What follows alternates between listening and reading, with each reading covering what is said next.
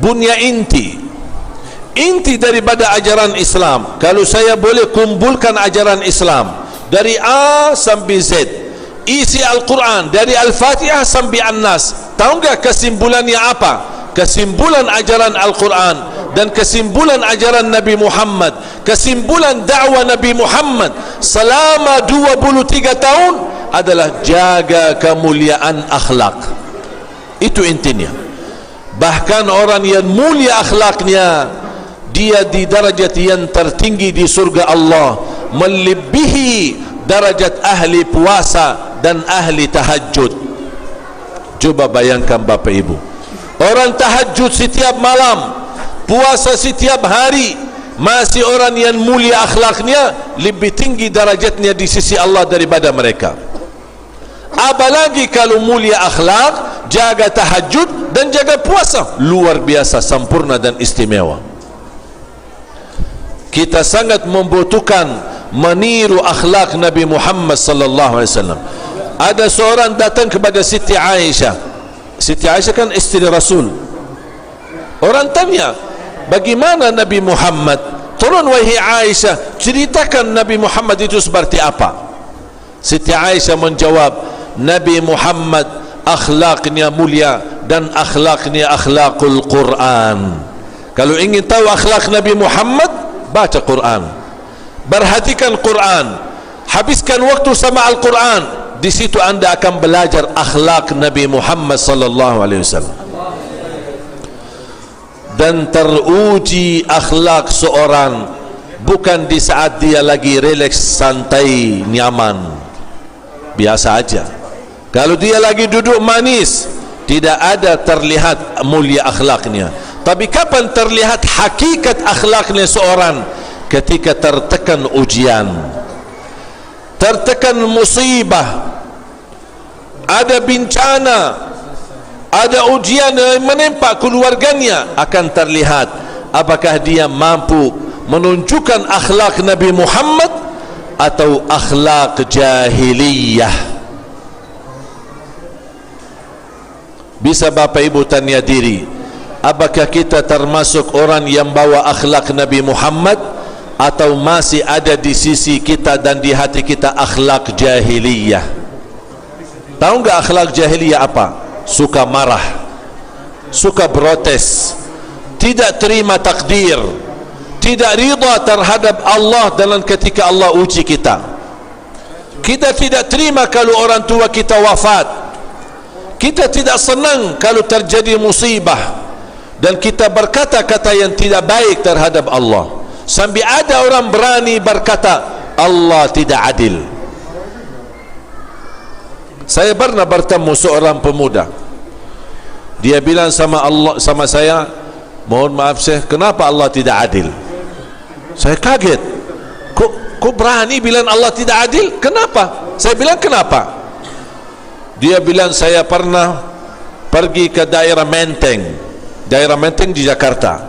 Ini semua rumah-rumah mahal-mahal, mewah-mewah, mulai dari rumah dinas wakil presiden sama rumah-rumah pejabat, pengusaha besar, mantan-mantan pejabat, mantan-mantan menteri. Dia pernah lewat dari sana. Mungkin di kampung, dibandingkan kampungnya sama Menteng, mungkin bisa dikatakan Menteng lebih mewah. Dia lewat sana melihat rumah-rumah besar-besar. Begitu ada satu gerbang salah satu rumah terbuka, dia lihat di halaman rumah, wow, banyak mobil, mewah-mewah lagi. Dia merasa tersakit hati. Dia berkata Allah tidak adil. Kok orang di sana kaya-kaya, kok saya susah, saya miskin, motor aja tidak bisa, mogok-mogok terus. Oh gitu ya, berarti kamu mempandangi Allah tidak adil karena kamu lihat ada orang kaya dan kamu merasa dirinya susah. Kamu di situ melihat Allah tidak adil. Oke, saya tidak akan balas dan saya tidak mau berdebat sama kamu, tapi saya ingin ajak kamu ikut sama saya. Mau enggak? Ya mau. Ayo kita jalan. Saya naik motor sama dia. Sebentar mogok, sebentar jalan, sebentar mogok, tidak apa-apa. Saya jalan. Ayo kita mampir ke rumah sakit.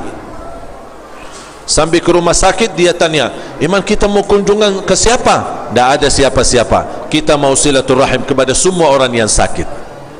Dan saya pas ketemu sama doktor, saya tanya, mohon maaf Pak, di mana lantai orang-orang yang kena kecelakaan kebakaran? Bisa enggak tunjukkan lantainya? Bisa, dibawa naik.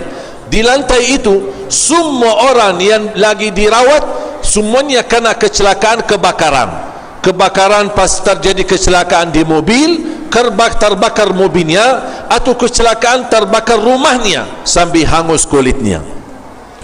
Bahkan ada yang sampai berbulan-bulan, bahkan ada yang bertahun-tahun kulitnya hangus, tidak bisa membedakan mana wajah mana dadahnya, saking sudah rusak kulitnya. Dan sudah bertahun-tahun keadaan seperti ini. Saya bilang sama teman saya yang berkata Allah tidak adil, coba lihat,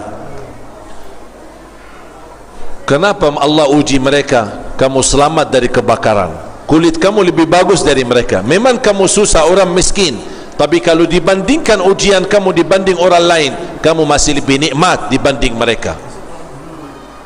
Saya bawa lagi, ada seorang anak baru lahir anak bayi, selang dari sini, dari mulutnya, selang dari hidungnya, selang dari duburnya, selang dari kemaluannya, karena dia tidak bisa.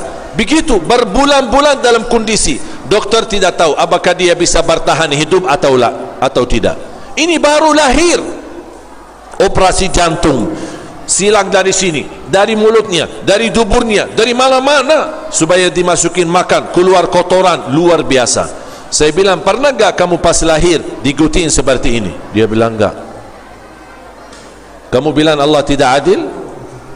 Coba tunjukkan bagaimana ujian orang lain. Makanya kalau kita diuji oleh Allah, jangan melihat orang lain yang tidak diuji, tapi bandingkan diri kita sama orang yang ujiannya setiap hari, biar kita bersyukur kepada Allah Subhanahu wa ta'ala. Saya bilang sama dia, kalau Allah maha adil dan Allah tunjukkan keadilannya, mohon maaf, tidak ada manusia yang mampu hidup di bumi karena keadilan Allah. Kenapa? Karena kita manusia tidak terlepas dari salah, tidak terlepas dari dosa. Dan secara adil, orang yang salah wajib dihukum. Ini kan adil.